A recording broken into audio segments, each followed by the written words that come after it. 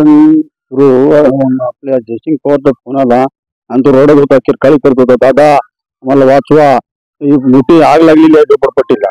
मी लगेच फायर स्टेशनला फोन केली, पोलीस स्टेशनला फोन केली, महानगरपालिका हॉस्पिटलला फोन केली, बाबा तात्काळ तुम्ही या.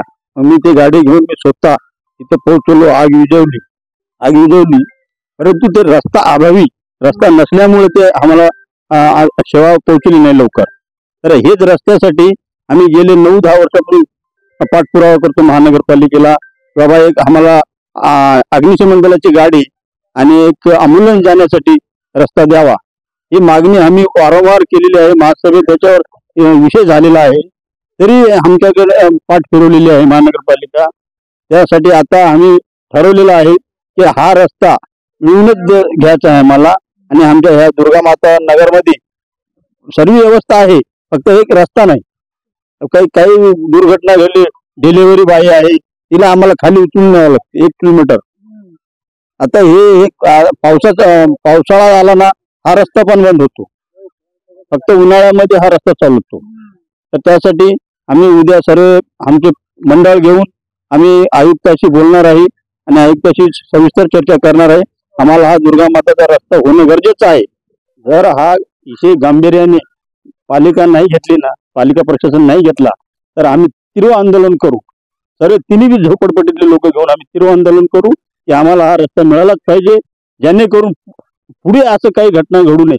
यासाठी आम्ही तीव्र आंदोलन करू. पालिका प्रशासन नाही केली काम, तर आम्ही तीव्र आंदोलन करू. दुर्गामाता नगराच्या वरच्या कॉर्नरला आग लागली असं दृश्य दिसलं, म्हणून दुर्गामाताचे सगळे नागरिक तिथं धावत गेले, कारण का ती झोपड्या एकदम कॉर्नरला होत्या आणि त्या अवस्थेमध्ये फायर ब्रिगेड किंवा बाकीच्या सुविधा इथं पोहोचल्या नाही, कारण रोडची जी कमी आहे त्याच्यामुळे. आणि त्यामुळे माझ्या इथल्या दुर्गामातामध्ये राहणाऱ्या 15-20 वर्षापासून ज्या महिला भगिनी आहेत, त्यांच्या 5 घरं आपोआप जळून खाक झाली. त्यांच्या घरामध्ये कोणतीही स्वतःचा पेपर सुद्धा राहिलेला नाही. आणि ही हातावर पोट भरणारी लोक आहेत.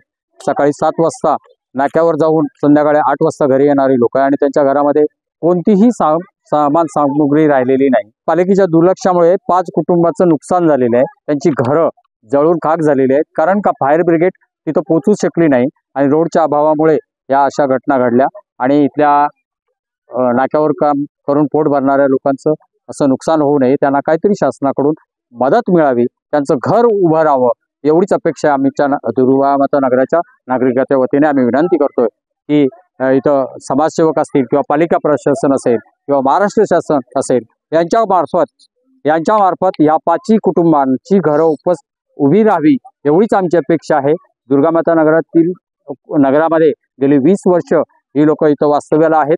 त्यांना नागरिक सुविधा नसल्या तरी ती पोट भरत आहेत, परंतु आज त्यांच्यावरती जे काही मोठी नुकसान झालेले आहे, त्यांच्यामध्येच त्यांचं सोनं नाणं सुद्धा गेलेलं आहे, त्यांचे पैसे सुद्धा गेलेले आहेत अशी माहिती मिळते. परंतु शासनाने यावरती दखल घ्यावी, एवढीच आमची नागरिकाच्या वतीने विनंती आहे. आग लागण्याचं कारण नेमकं अजूनपर्यंत निष्पन्न झालेलं नाही, कारण का त्या घरामध्ये कोणीही नव्हतं आणि घरामध्ये मिळालेल्या माहितीप्रमाणे की घरी लावलेला जो दिवा होता आणि दिव्याच्या ऊन तापलेलं आहे आणि त्याच्यामुळे आग लागली असावी असा एक अंदाज बांधला जातोय. बाकी काही निष्पन्न झालेलं नाही. अतिशय वाईट दुर्घटना, एकदम म्हणजे एवढी भयानक घटना घडली दुर्गामातामध्ये. अचानकपणे झोपडीला आग लागली. इथं जवळपास 600-700 वरनं अधिक झोपड्या आहेत.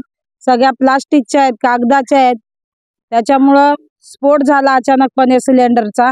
मेन म्हणजे इथं रस्ते नाहीये, रस्त्याची सुविधा नाहीये, नाही तर हा भडका एवढा झालाही नसता. जर आम्हाला वेळेवर अग्निशमक दलाचं सहकार्य मिळालं असतं, लगेच गाड्या वगैरे इथं रस्ता असता तर आज सगळ्या गाड्या वगैरे इथं सगळ्या व्यवस्थित पोहोचल्या असते.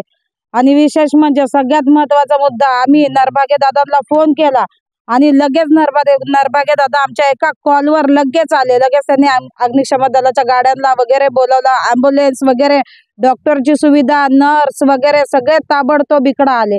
आणि दादामुळे एवढं इथं एवढी मोठी दुर्घटना होता वाचलेली आहे ना दादामुळे, ते पण नरभागे दादामुळे.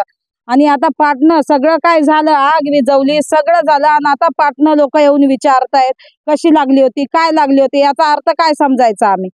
म्हणून दादा होते म्हणून आमचं आज झोपडपट्टी वाचलेली आहे, आमचे मुलं बाळ वाचलेले आहेत, आम्ही वाचलेलो आहेत. आमच्या जवळपास 6 झोपडपट्टीचं नुकसान झालेलं आहे. त्याच्यात घरांमध्ये ना राशन नाही खायला, त्यांचं पैसे सोनं चांदी जे पण होतं घरातलं सगळं जळून राख झाली आहे, राख रांगोळी झाली आहे त्यात. त्याच्यामुळे आता दादाकडे आम्ही अशी दादा आमच्या सपोर्टलाच आहेत आणि दादानी पण आम्हाला सांगितलंय की आपण उद्या जाऊया आणि रस्त्याची मागणी करूया. आम्हाला लवकरात लवकर दुर्गा माता मध्ये रस्ता मिळालाच पाहिजे. अभी पता नहीं, मैं काम पे गई थी, पता नहीं कैसा क्या हुआ। 10 बजे हुआ। अभी जो भी है मेरा भरपाई चाहिए, वही मेरा पूरा गया है, कुछ भी बाकी नहीं। मैं मेरे सिवा कुछ भी बाकी नहीं, मेरे कपड़े का है। मेरा पति नहीं है, कोई नहीं है, मैं अकेली हूँ, मेरा बेटा, मैं अकेली हूँ बस, और कोई नहीं है। मैं नाका पे काम करती हूँ, मेहनत करती हूँ, वही है मेरा। सरकार से विनती कर रही हूँ कि मेरे को मदद चाहिए।